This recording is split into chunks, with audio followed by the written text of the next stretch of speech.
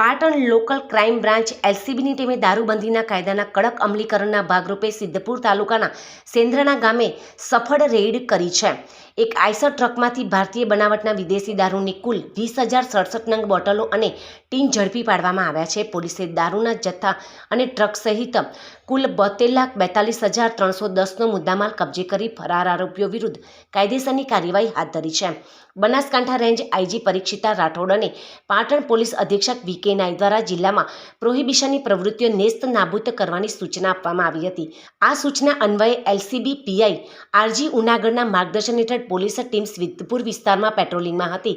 Patrolling દરમિયાન પોલીસને ચોક્કસ બાતમી મળી હતી કે સેંદ્રણા ગામનો યાકુબ શાહ અહેમદ શાહ ફકીર પોતાના ઘર પાછળ પિરોજપુરા રોડ પર આવેલી ખુલ્લી જગ્યામાં આઈસર ટ્રક નંબર GJ03BZ 6358માં વિદેશી દારૂનો મોટો જથ્થો ભરી લાવ્યો છે અને અન્ય નાની ગાડીઓમાં તેનું કટિંગ એટલે કે વિતરણ કરી રહ્યો છે. બાતમીના આધારે પોલીસે તાત્કાલિક ઘટના સ્થળે રેડ કરી હતી. સ્થળ પર તપાસ કરતા આઈસર ટ્રકમાંથી અલગ અલગ બ્રાન્ડની વિદેશી દારૂની બોટલો અને બિયરના ટીન મળી આવ્યા હતા.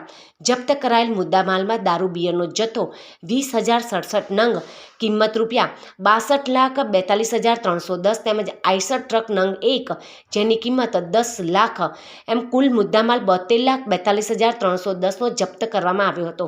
આ મામલે પોલીસે નીચે મુજબના શખ્સો વિરુદ્ધ સિદ્ધપુર પોલીસ સ્ટેશનમાં ગુનો દાખલ કર્યો છે. ટ્રક ચાલક યાકુબ શાહ અહેમદ શાહ ફકીર, ફોર્ચ્યુનર ગાડીનો ચાલક તેમજ દારૂનો જથ્થો મોકલનાર અને મંગાવનાર અન્ય ઈસમો તેમજ રેડ દરમિયાન કોઈ આરોપી સ્થળ પર પકડાયા ન હોવાથી પોલીસે તમામ ફરાર શખ્સોને પકડવા માટે અલગ અલગ ટીમો બનાવી તપાસના ચક્રો ગતિમાન કર્યા છે.